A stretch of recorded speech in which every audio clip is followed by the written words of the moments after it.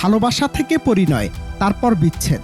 কিন্তু সে বিচ্ছেদের শেষটা যে এতটা রক্তক্ষয়ী হবে তা ভাবেনি কেউ। গাজীপুরের জয়দেবপুরে ঘটে যাওয়া এক পৈশাচিক হত্যাকাণ্ডে স্তব্ধ হয়ে গেছে গোটা দেশ।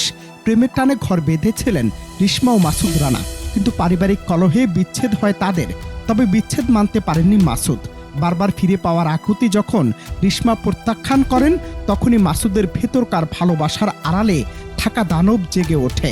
বিয়ের প্রস্তাব ফিরিয়ে দেয়, মাঝ রাস্তায় অস্ত্র দিয়ে নিজের প্রাক্তন স্ত্রীকে কুপিয়ে হত্যা করে সে, যদিও শেষ রক্ষা হয়নি তার। গত 25শে ফেব্রুয়ারি ভোরে যখন কুয়াশার চাদরে ঢাকার জয়দেবপুরের বিকেবাড়ি এলাকা, রিশমা খাতুন বের হয়েছিলেন তার কর্মস্থলের উদ্দেশ্যে।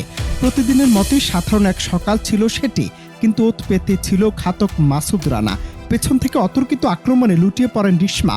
চারদিকে আর্তনাদ, ভেসে যায় রাজপথ। স্থানীয়রা উদ্ধার করে হাসপাতালে নেওয়ার আগেই শেষ নিঃশ্বাস ত্যাগ করেন সাবেক এই স্ত্রী। কাণ্ডের পর রক্ত মাখা হাত নিয়ে ঘাতক মাসুদ রানা আত্মগোপনে চলে গেলেও শেষ রক্ষা হয়নি। র্যাপিড অ্যাকশন ব্যাটালিয়ন র্যাব এই নৃশংস অপরাধের বিচার নিশ্চিতে ঝাঁপিয়ে পড়ে। র্যাব 1 ও র্যাব 13 এর যৌথ অভিযানে মাত্র 24 ঘন্টার মধ্যে কুড়িগ্রামের উলিপুর থেকে গ্রেফতার করা হয় সে পলাতক ঘাতককে। র্যাব সূত্রে জানা গেছে, মাসুদ রানা আগে থেকেই পরিকল্পনা করে রেখেছিল রিশমা রাজি না হলে তাকে বাঁচতে দেবে না।